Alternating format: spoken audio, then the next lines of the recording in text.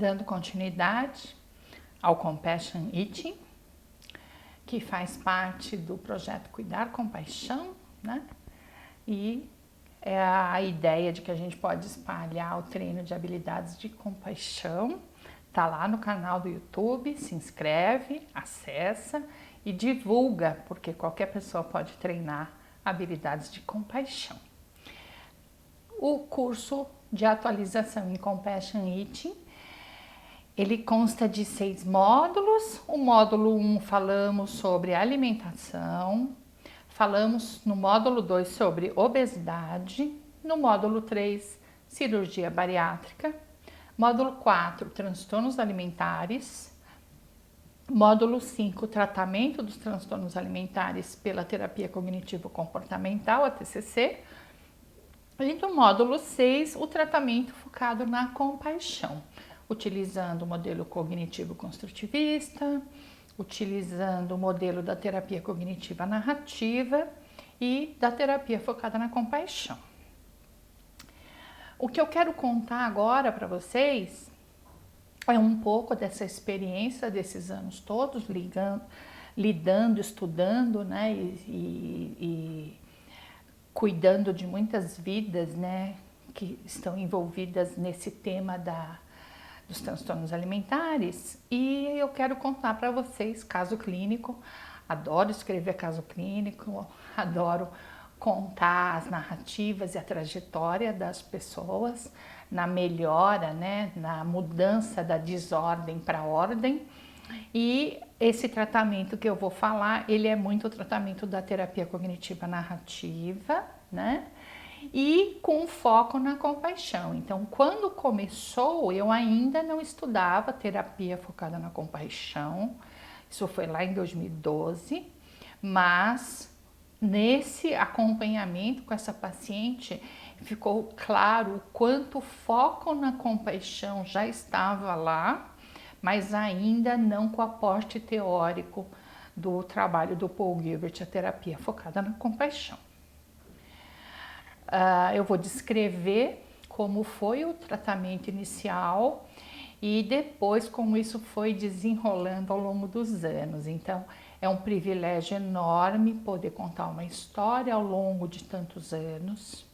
Mais do que isso, né, a essa paciente querida que me autoriza que eu possa falar sobre esse tema, porque o entendimento dela é: Lina, o que puder ajudar alguma pessoa a não se sentir tão mal, não ficar prisioneira do estigma e preconceito, que é um diagnóstico de transtornos alimentares, e ela puder ter esperança e se beneficiar ao ouvir esse relato, aí sim essa contribuição já valeu a pena.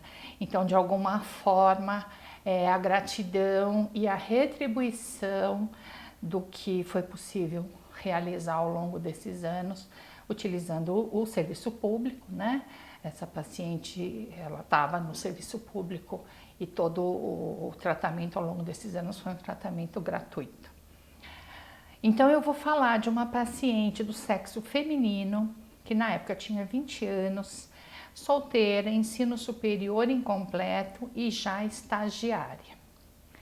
Ela foi atendida por mim durante o ano de 2012, no modelo de terapia individual. Ela não recebeu medicação e inicialmente foi o modelo da terapia cognitivo-comportamental e depois já nessa migração para um modelo mais focado na compaixão, tá? Após o encerramento da terapia, que foi o processo que terminou, ela continuou a se comunicar comigo. Então, de tempos em tempos, ela me enviava e-mail. Mais recentemente, a gente se fala por WhatsApp, né? Facilidade do WhatsApp. E em janeiro de 2018, quando eu inaugurei esse espaço aqui no Paraíso, em São Paulo, o primeiro dia que eu estava aqui, ela veio me visitar aqui. Então foi assim um momento bem interessante, com certeza ela trouxe boa sorte para esse lugar aqui. Como é que a gente faz uma apresentação de caso clínico? Bem no modelo da TCC. Então, eu segui a forma como esse caso clínico seria apresentado ou num congresso, ou num relato, ou num relatório de TCC. Por isso que ele está formatadinho, assim, bem do modelo cognitivo. Em 2008, então a gente está voltando no tempo, né? Ela acompanhou os pais na mudança do interior de São Paulo para o interior de Alagoas, né? Numa cidadezinha em Alagoas. Na época ela tinha 15 anos, tá? E naquela época ela já apresentava episódios de vômito autoinduzidos.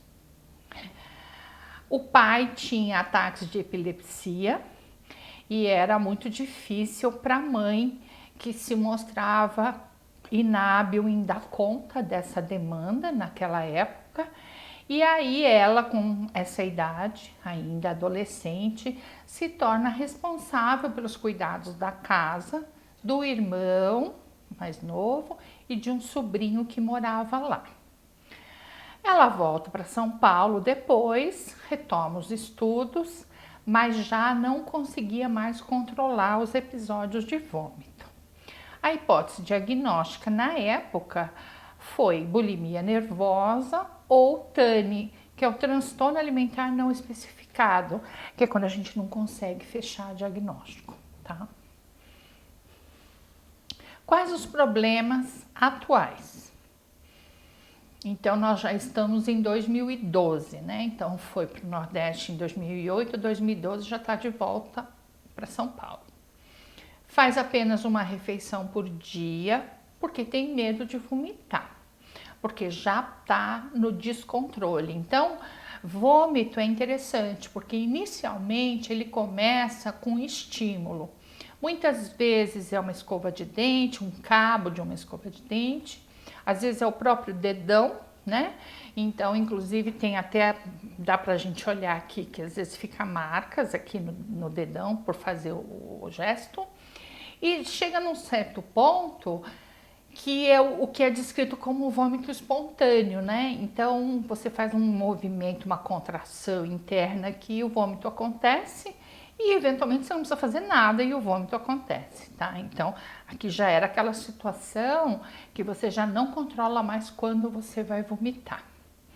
É uma estagiária numa empresa de processamento de dados, está cursando o último ano de análise e desenvolvimento de sistemas, e esse curso ela ingressou pela nota do Enem, entrou pelo ProUni e é bolsista integral. Refere ansiedade e vergonha em relação ao seu problema psiquiátrico, e é muito difícil falar sobre isso, contar sobre isso, falar sobre, e a gente sabe que o estigma e preconceito é gigante, é enorme. Qual o histórico da família? Ela é uma filha caçula de uma prole de 12, os pais são nordestinos e católicos. O pai apresentava essa ideia fixa de voltar para o Nordeste, então ele vende a casa que ele morava aqui e decide voltar e avisa simplesmente, ó, já vendi a casa, a gente está voltando. Os outros filhos solteiros, eles se viraram de alguma forma para não voltar para o Nordeste. Então, um foi morar com a irmã casada, o outro foi morar com a namorada, o outro se casou, mas ela, com 15 anos, não tinha essa opção de não acompanhar os pais para Alagoas, e aí ela acabou indo lá. Tá? Entre setembro de 2008 e janeiro de 2010, ela morou com os pais, com um irmão e com um sobrinho de 2 anos. Eu nunca, no início da história, eu não entendia muito bem como é que um sobrinho de 2 anos estava morando lá junto, né? Aí a história fica clara porque a irmã vai visitar os pais lá em Alagoas com a criança, e essa criança, esse sobrinho que tinha 2 anos, quem cuidou desde o nascimento foi a minha paciente. Então ele tinha um vínculo afetivo muito grande com ela E aí, nesta visita, na hora que esses pais vão retornar para Pernambuco, a criança não quer ir. E os pais falam, então fica aqui. Então, assim, uma menina de 15 anos fica com um sobrinho de 2, com um pai epilético, então um contexto bem complicado, né? E a criança de 2 anos é atendida no seu pedido de ficar morando lá. A mãe dela veio para São Paulo para operar a catarata. Então, teoricamente, vinha e voltava depois da cirurgia, mas teve várias complicações, o que fez com que ela ficasse em São Paulo de maio a outubro, tá? E aí ela fica sozinha lá, cuidando da casa, do pai epilético, do irmão, do sobrinho e precisando e querendo estudar. Aí o irmão volta para São Paulo e ela fica cuidando dos pais lá. O pedido principal era que ela queria voltar a estudar. Ela queria voltar a estudar e finalmente os pais atendem que ela quer voltar a estudar. Então ela volta para São Paulo e aí ela mora com 2 irmãs solteiras, tá? E conta com o apoio dos irmãos. E a irmã mais velha, que também era madrinha, é a pessoa que mais apoiava ela. Ela tem um irmão adotivo que tem problemas com bebida e provoca brigas na família com a própria esposa e também cria uma certa confusão aí em relação a críticas, né? O irmão que ficou em Alagoas, quando ela retorna para São Paulo, mantém até hoje uma relação difícil, porque o fato dela ter voltado fez com que ele permanecesse lá, né? Os pais têm plano de retornar a São Paulo até o final de 2012 e precisa achar alguém que fique com a casa de lá, venda a casa de lá. E apesar do pai reconhecer hoje que ele errou ao vender tudo e voltar para Alagoas, ele não pode simplesmente abandonar a casa lá e vir para São Paulo. Como é o histórico escolar? Sempre foi boa aluna, dedicada, terminou o ensino médio lá em Alagoas, numa nova escola, numa nova cidade. Então, teve greve escolar, né? Isso é uma realidade no nosso país, né? Então, ela deveria ter terminado em dezembro de 2009 e ela vai terminar só em maio de 2010. E ela fica sem estudar e nem trabalhar de maio a outubro de 2010, que é exatamente aquele período em que a mãe estava em São Paulo, veio operar a catarata e acabou complicando. Então, de maio a outubro foram meses difíceis, né, dela poder cuidar do pai, do irmão e do sobrinho. Quando ela volta para São Paulo, ela presta a prova do Enem. E olha que bacana, né? Ela conseguiu uma vaga, né, pelo ProUni em análise de sistemas na Unifiel e ficou em 4º lugar, 4ª colocada, e também prestou farmácia na Unifiel e na Unip e ficou em 2º lugar. Ela escolheu então estudar análise de sistemas e se formou em dezembro de 2012, já na época que eu estava acompanhando. O estágio ela começou dia 1 de outubro de 2012, tá gostando de estágio, estuda de final de semana para terminar o trabalho de conclusão do curso. Qual o histórico médico? No final de 2008, o ano em que ela mudou para Alagoas junto com os pais, ela emagreceu uns 10 quilos. A mãe achou estranho o emagrecimento, levou ao médico lá mesmo, lá perto, e ela teve um diagnóstico de anemia, fez uma endoscopia, foi medicada e ficou bem. É interessante porque esse emagrecimento de 10 quilos, trabalhando já em terapia, a gente viu que mudou totalmente os hábitos alimentares, né? Não tinha, entre aspas, as besteiras, como ela dizia, E também lá tudo era longe, então você andava muito, né? Então você tinha de fato um exercício físico diário que ela não tinha estando aqui, e tinha menos comida mesmo, né? Tinha menos diversidade de comida, doces e guloseimas, tá? Em outubro de 2010, ela passou mal, vomitou e chorou. Aí o que aconteceu? Ela acabou contando para os irmãos, né, sobre os vômitos, e o irmão a levou ao psiquiatra, que diagnosticou bulimia nervosa, receitou Rivotril, clonazepam, e ela passou por uma psicoterapia em grupo, que ela não gostou, ela foi só 2 sessões e parou de ir por conta de ter conseguido um trabalho. O pai tem crises de epilepsia e a mãe tem catarata. E aí interrogado depressão, né? Se junto com o quadro de epilepsia, o pai também tinha depressão. Os irmãos não têm histórico de transtorno psiquiátrico e o irmão adotivo, que é o irmão alcoolista. Qual a história do diagnóstico dos comportamentos, né, do transtorno alimentar? No Natal de 2008, os irmãos se assustaram com seu emagrecimento. Eu vi meus irmãos indo embora e fiquei com o coração apertado. Então essa foi a descrição, né, dela ficar sozinha em Alagoas e os irmãos voltarem para São Paulo. O pai tinha crises de epilepsia, várias crises durante a noite, e a mãe, que era cuidadora do pai, desabafava com ela. Então imagine uma adolescente que teve que mudar totalmente de vida, se torna a única filha presente e é a confidente da própria mãe que desabafa com ela, tá?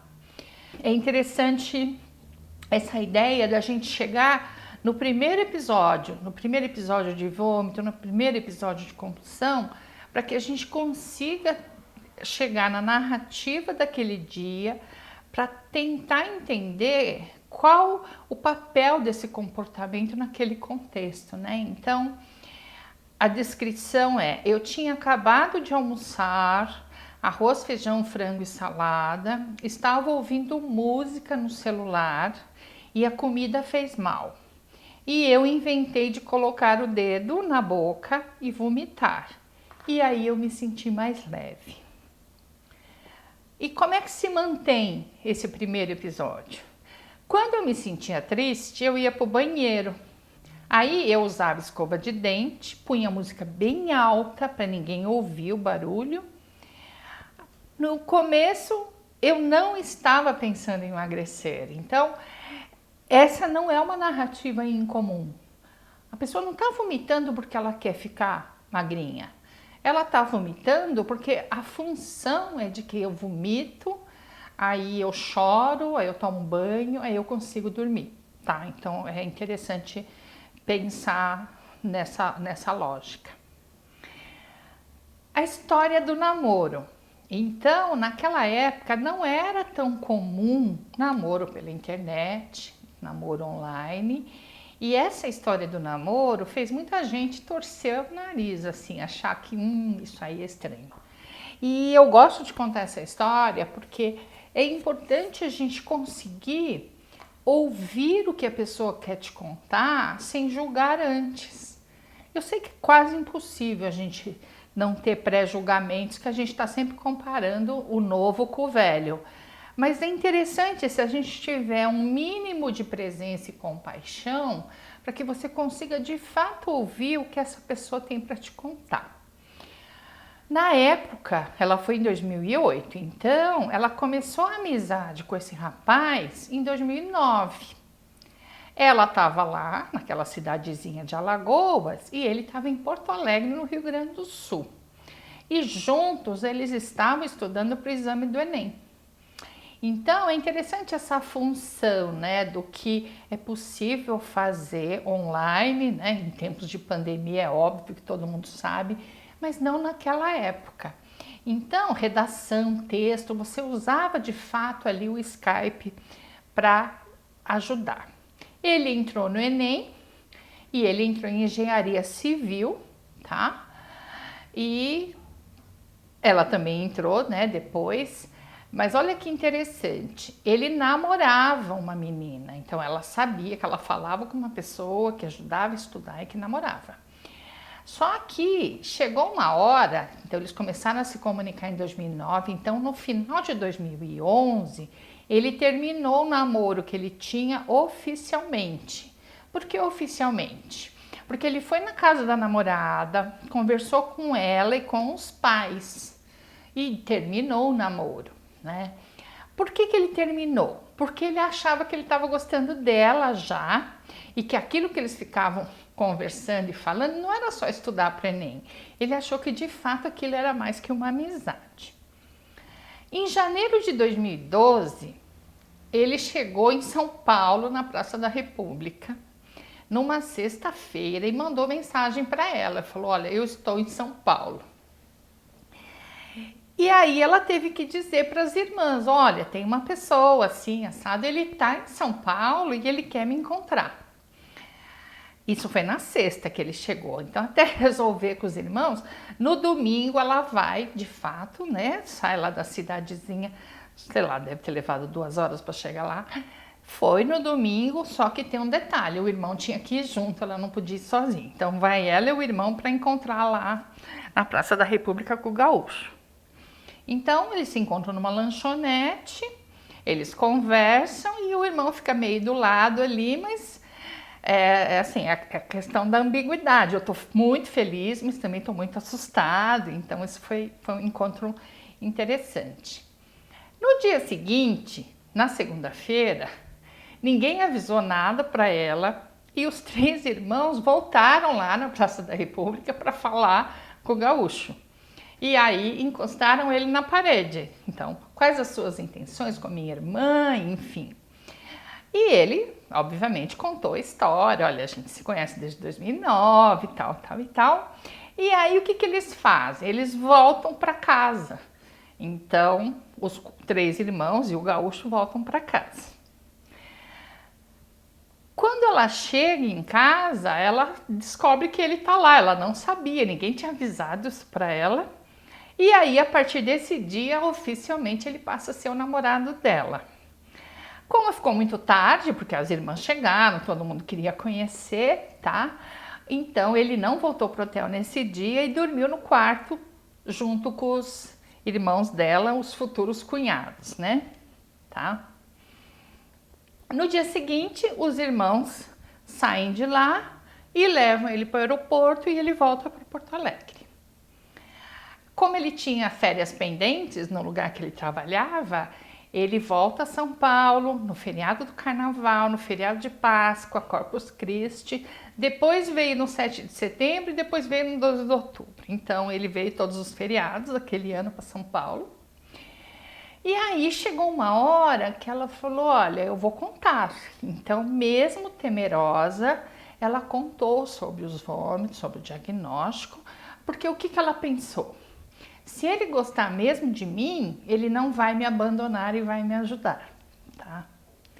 E aí, a situação é que a família se deu bem com ele, os irmãos, as irmãs, e aí falta ele conhecer os sogros, né? Quer dizer, o pai e a mãe estão lá em Maceió, mas se ele conhecer, aí poderia pensar em noivado e aí ela poderia ir conhecer os sogros dela em Porto Alegre. Qual a forma da gente fazer a conceitualização cognitiva segundo a terapia cognitiva comportamental? Então, escolher 3 situações. Geralmente eu escolho 3 situações que me ajudem a compreender melhor o que estava acontecendo na vida da pessoa. Então, começando pelo começo, né? Primeiro episódio de vômito, né? Interessante. Qual a situação 1? Quando os irmãos foram embora após a visita no Natal. O que ela pensou? O PAD quer dizer pensamento automático disfuncional. Só que não é disfuncional, né? Porque ela pensou: eu tenho que ficar aqui. Ela não tinha opção de ir embora com os irmãos. Qual é a emoção? Tristeza e solidão, porque eles foram e ela ficou. O comportamento vai chorar escondido e se isolar. Ela não vai chorar na frente nem da mãe nem do pai, né? Que já tem, a mãe tem todos os problemas para cuidar do pai, então ela. Quais as suposições ou as crenças ou as regras incondicionais? A gente vai construindo essas crenças. Se eu reclamar, então eu não sou uma boa filha, não sou merecedora do amor dos meus pais, então justifica porque eu choro escondido. Qual a estratégia compensatória para que dê tudo certo? Ser sempre boazinha, ser sempre forte, não demonstrar fraqueza. Eles, amigos, irmão, pai, mãe, vão gostar de mim. Então, eu acabo preenchendo um checklist de ser sempre boazinha, ser sempre forte, de não demonstrar fraqueza. O que vai acarretar isso? Uma certa falta de espontaneidade, comportamento estereotipado e uma certa contrariedade, porque eu não estou atendendo exatamente o que eu gostaria, né? E aí a crença básica, o esquema principal aqui é de desamor em relação aos pais e aos irmãos, tá? Então essa é a configuração de uma situação. Outra situação, primeiro episódio de vômito autoinduzido. A justificativa, essa comida me fez mal. Tristeza. E qual o comportamento? Essa comida me fez mal, eu tô triste, eu vou ao banheiro, uso a escova de dente e vomito. Só que não necessariamente essa tristeza tem a ver com a comida, certo? A suposição principal é que se eu como, eu sinto um peso, um desconforto, mas se eu vomito, eu me sinto mais leve. Aí eu vou lá e vomito escondido. Isso é bem recorrente, tá? Isso não é só nesse caso, a gente que trabalha com isso ouve muito essas explicações. Estratégia compensatória, ser sempre forte, não demonstrar fraqueza. Eles vão gostar de mim por eu ser forte. Então essa é a parte em que não tem compaixão por si, né? Eu tenho que ser sempre forte, tá? E aí é uma crença de desamparo. Eu tenho um diagnóstico psiquiátrico, é horrível, eu me sinto desamparada. A situação 3 já é mais recente, que é ao chegar em casa ela foi direto pro tanque, vomitou, não conseguiu segurar e aí todo mundo percebeu, né? E aí o pensamento disfuncional é não consigo me controlar, muito medo, muita culpa, né? Tudo de psiquiatria envolve muito medo, culpa. O comportamento é uma crise de choro e aí não teve jeito, precisou contar tudo para as irmãs. E a suposição é, se eu não me formar, eu não vou conseguir um bom emprego. E se eu não conseguir um bom emprego, não vou conseguir ajudar as minhas irmãs. Porque ela não ganhava, não trabalhava, então a crise de choro. A estratégia compensatória é estudar muito, tirar boas notas, porque aí eles vão gostar de mim por eu ter boas notas, tá? E aí muita ansiedade, muito medo de errar e uma autocrítica exagerada.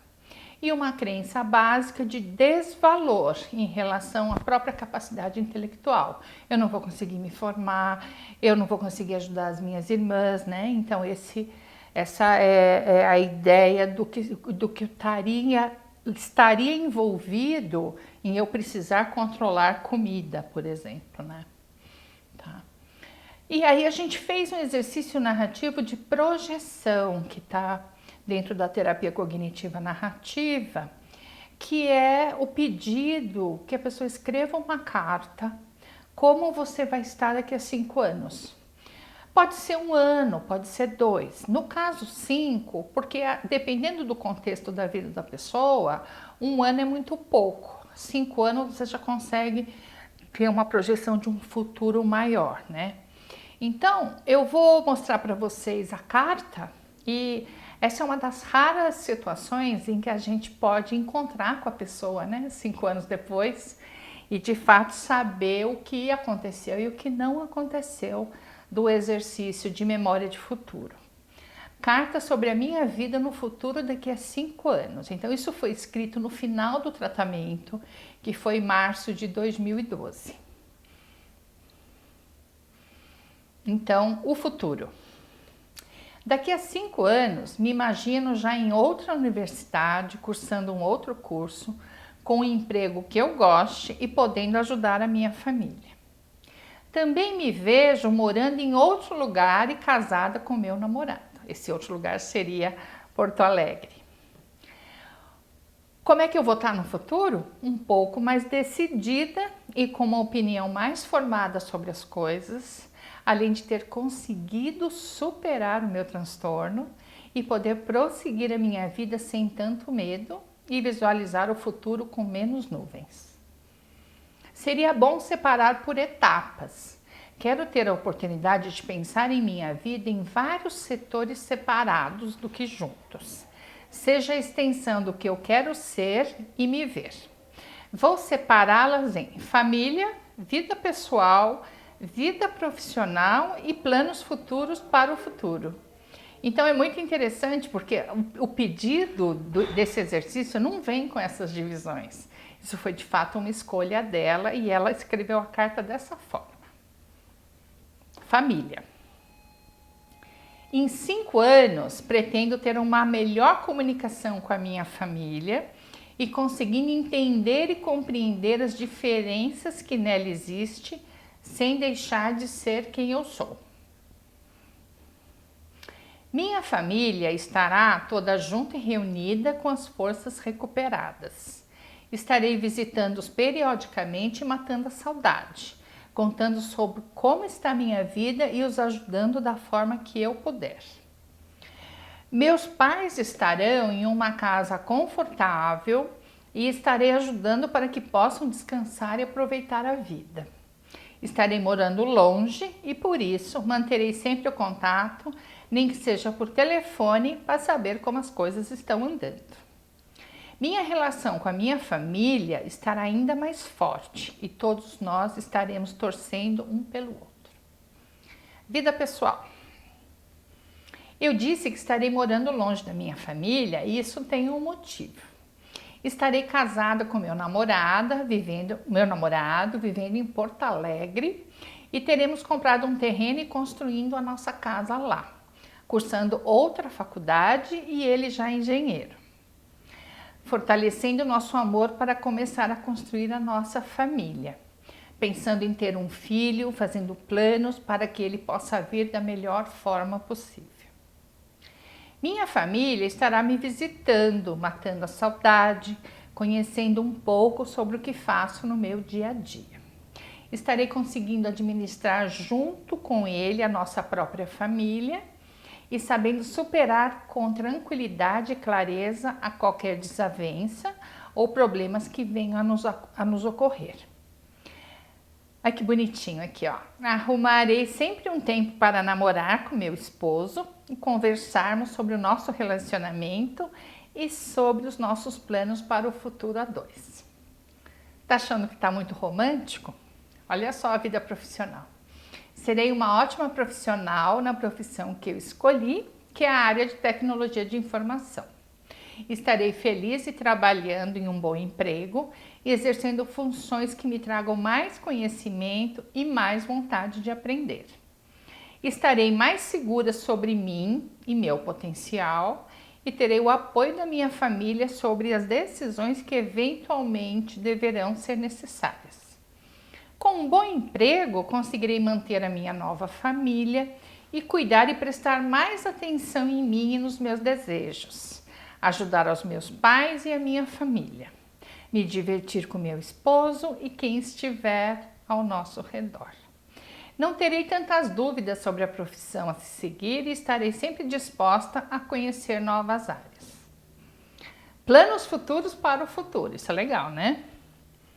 Nesse momento, eu e ele estaremos sentados tranquilos, conversando sobre tudo o que estará nos acontecendo e planejando o nosso futuro como filhos, projetos, viagens, falando sobre nossas profissões, nos ajudando e construindo um alicerce para que sempre possamos juntos nos entender, nos amar e organizar juntos um futuro bom para ambas as partes.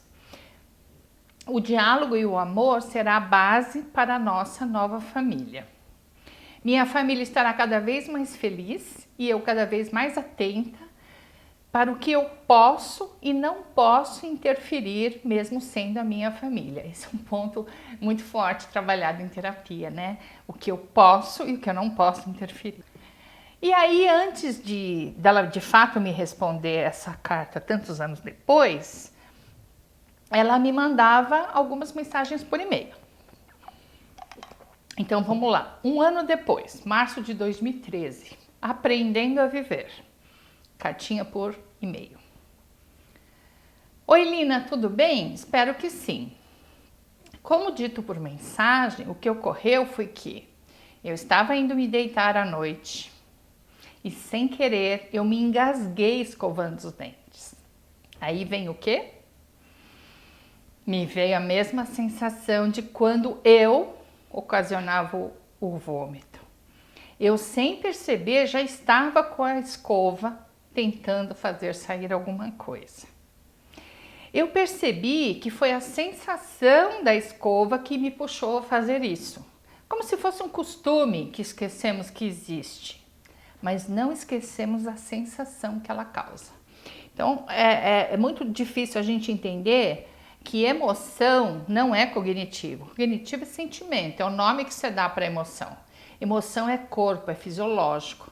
Então, às vezes, você está lá escovando dente, você escovou dente milhares de vezes nesse ano inteiro, mas a similaridade por um segundo faz com que volte aquela mesma sensação antiga. Quando eu percebi o que havia ocorrido, eu imediatamente larguei a escova e fiquei um pouco gelada e trêmula.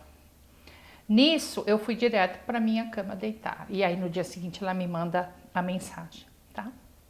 Lina, por mais que eu não tenha consumado o ato de vomitar, só o fato de eu ter pensado nisso outra vez e de ter quase feito, me deixou com um sentimento de culpa e fiquei um pouco triste comigo.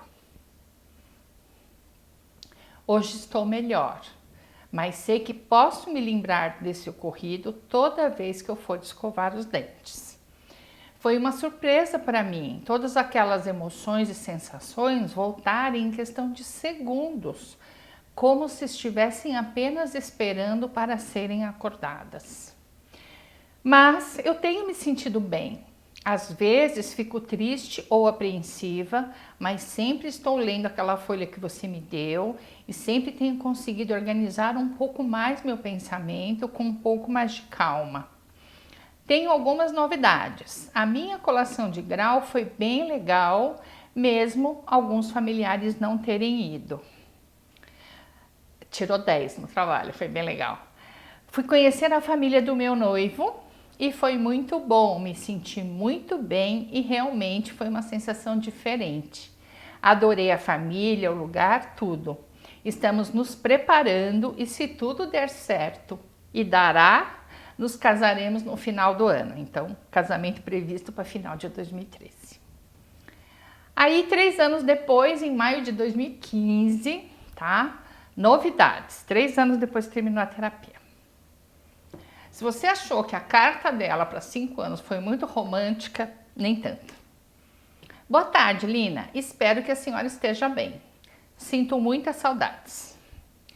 Não sei por onde começar, pois estou vivendo um momento incrível da minha vida que há anos atrás, antes de te conhecer, eu nunca imaginaria que acontecesse de forma tão maravilhosa.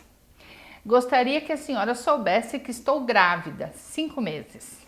No domingo, Dia das Mães, foi um dia duplamente especial, pois além de ser o meu primeiro Dia das Mães, também foi o meu aniversário. Deus coloca pessoas maravilhosas em nossas vidas e só com o tempo é que percebemos o agir tão maravilhoso dele. E a senhora foi uma das pessoas que ele pôs em minha vida. Vice-versa, né?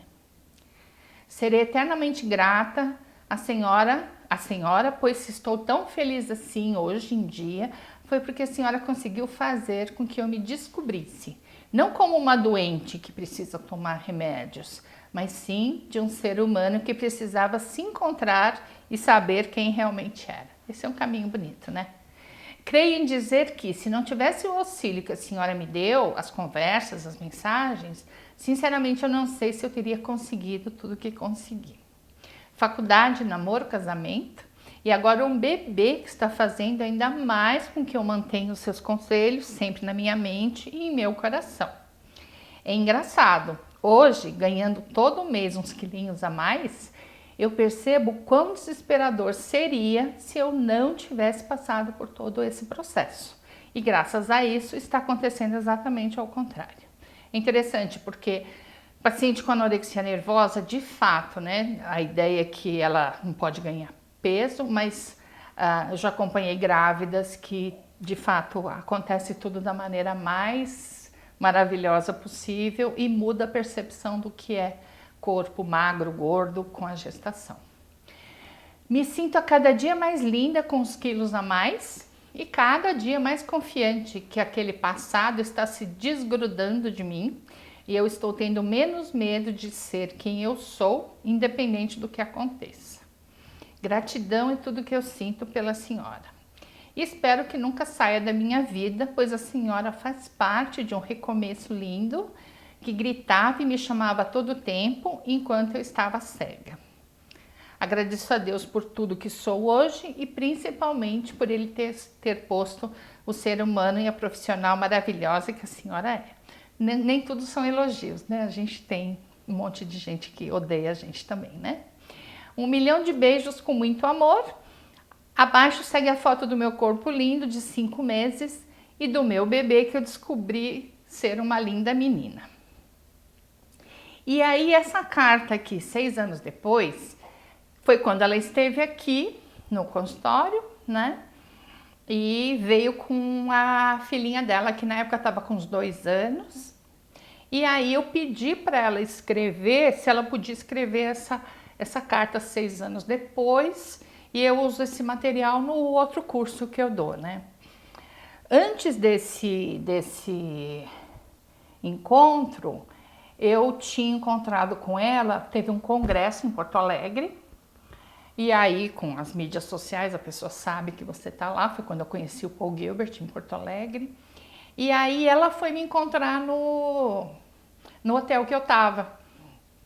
Então, de fato, eu a vi grávida e depois a encontrei com esse bebezinho, tá? É interessante a forma que ela vai escrever essa carta 6 anos depois. Passados 6 anos desde a primeira carta que escrevi, muita coisa aconteceu. Muito não era o que eu desejasse que acontecesse. Assim é a vida.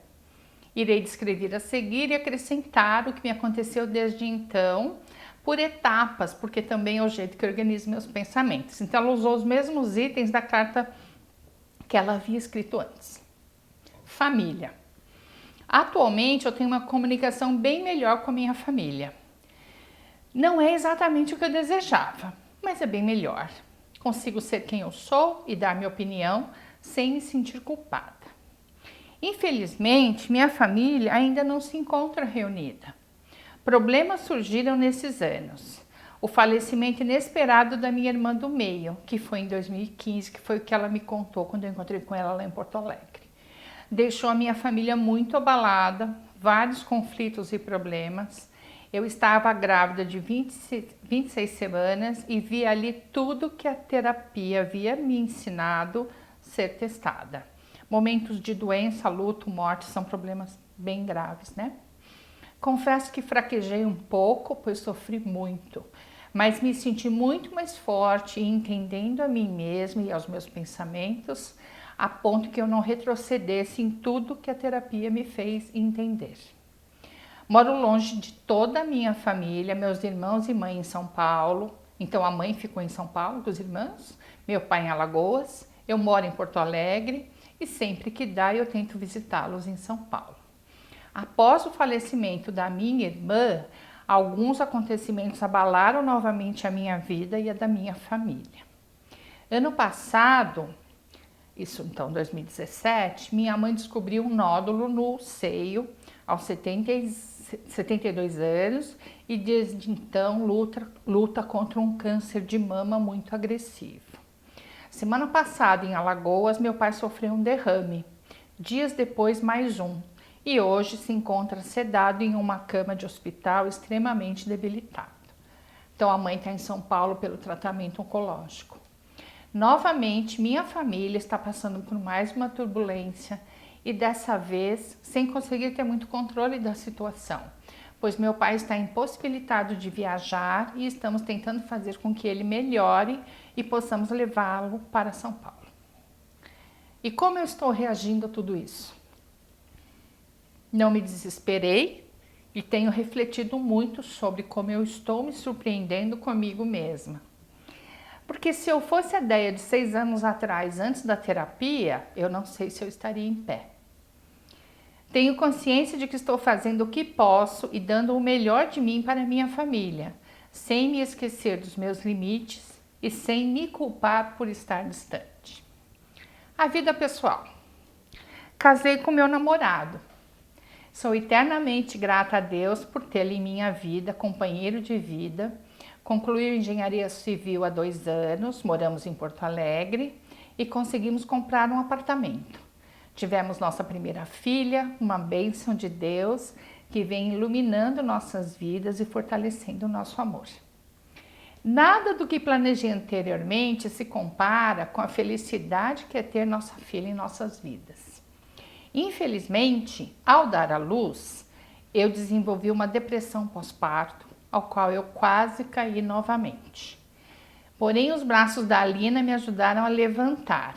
Foi quando ela veio participar na pesquisa do mestrado do estresse pós-traumático, e aí ela foi encaminhada para o neuro, e aí ela foi encaminhada e teve o tratamento, né?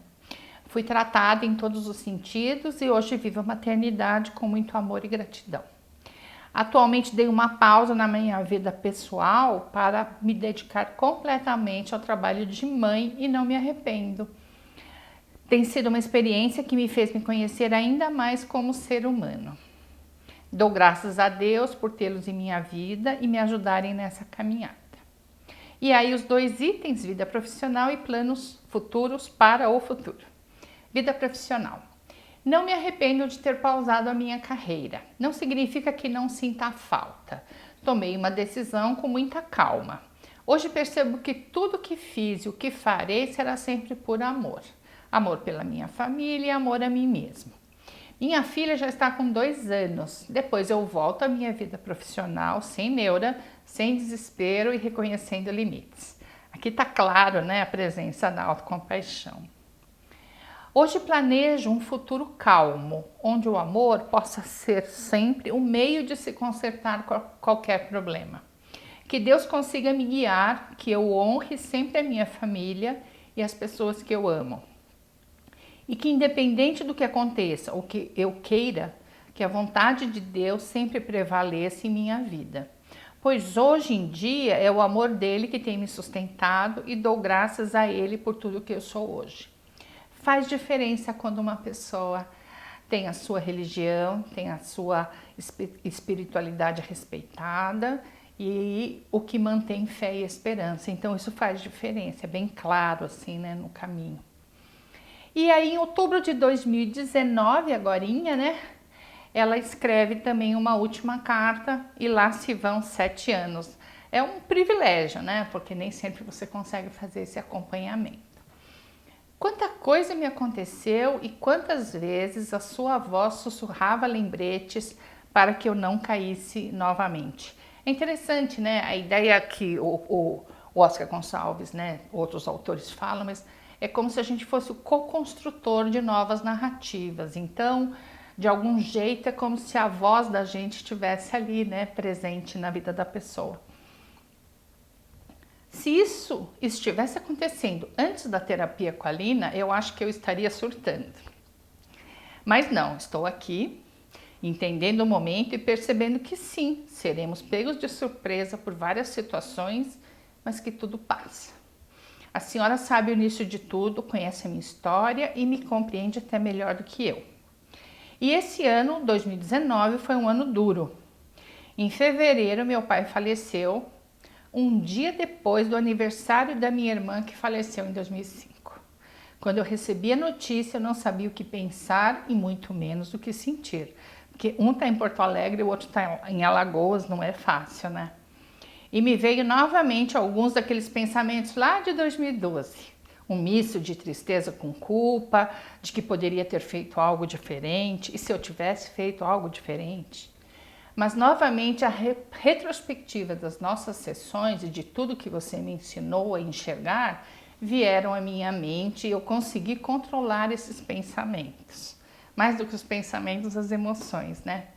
Mas confesso que foi uma sensação horrível e estranha, porque era como se eu não conseguisse sentir nada, mesmo sofrendo por dentro.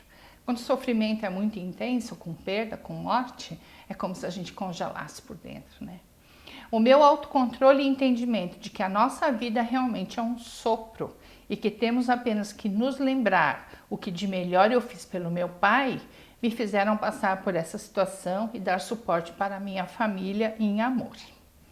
Após isso, minha mãe precisou retirar uma mama devido ao câncer que ela vem lutando desde 2018. Meses depois, recebemos a notícia que minha mãe estava em remissão. Boa notícia. Hoje sou uma mulher, mãe e esposa que, sim, precisa evoluir e muito, mas que não mais carrego com tanta dor e culpa as circunstâncias da vida. Tenho uma filha abençoada, inteligente e que sempre procuro amar e fazer ela perceber que aqui ela tem mais do que uma mãe.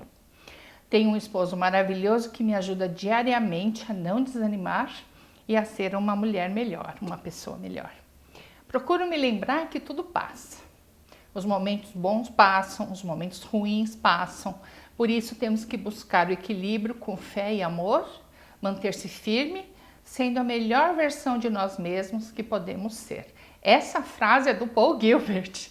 Então, o bonito é isso, né? O Paul Gilbert fala uma aula inteira como é que a gente pode ser a melhor versão de nós mesmos. Então, você imaginar se você tivesse nascido em outro país, nascido numa favela, que versão de você seria hoje. E é bonito, né, como as coisas se entrelaçam e você vê uma frase do Paul Gilbert na carta dela. Sensacional, né? As suas terapias não ajudaram apenas o meu transtorno. Então esse jeito de tratar não trata o transtorno, não trata o sintoma, trata a pessoa. Essa é outra frase importante. Elas me ajudaram a enxergar a vida com mais leveza. E a senhora também me fez enxergar a grandiosidade e misericórdia de Deus em minha vida. Eu sempre agradeço a Deus pela sua vida. Ela me manda, é engraçado que quando ela faz aniversário, ela manda parabéns para mim, é muito engraçado isso. Isso não acontece só com ela, eu recebo às vezes parabéns quando a pessoa faz aniversário, ela lembra de mim. Como é bom saber que no mundo existe um ser tão especial como a senhora, nem tanto. E essa frase é muito bonitinha, né? Quem tem uma Aline em sua vida tem tudo. Acho que minha filha concorda com essa frase. E aí a foto que ela me autoriza, é bonitinha essa foto do casamento, essa foto quando ela estava grávida. E eu acompanho, hoje pelo Instagram a gente acompanha a vida das pessoas, né? Então é bonito contar essa história.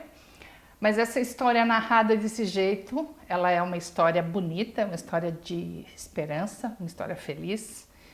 Mas como vocês viram, tem muitas tristezas, acontecimentos, fatalidades da vida. E é assim que a vida é.